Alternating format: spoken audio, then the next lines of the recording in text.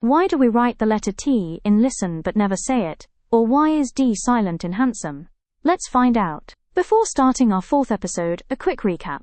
In our previous videos we learned silent K, B, W, L, H, and G. Today, we move ahead. When is T silent in a word?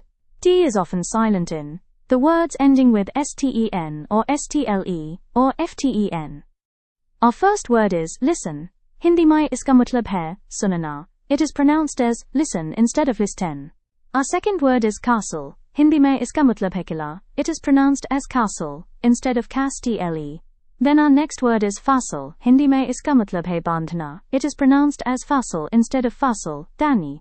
Next comes often. Hindi mein iska matlab hai aksar. It is pronounced as often instead of often.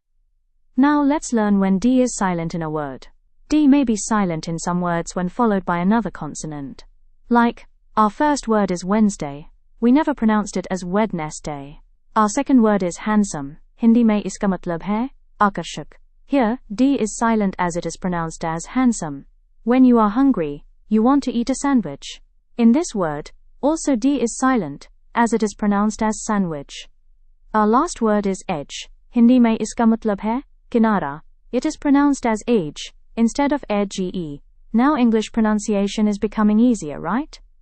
In the next video, we'll explore even more silent letters like silent C and silent U. Comment on one word where T or D is silent. Like this video, share with someone learning English. Subscribe to the English Birdie. Stay tuned for part 5 of our silent letters journey.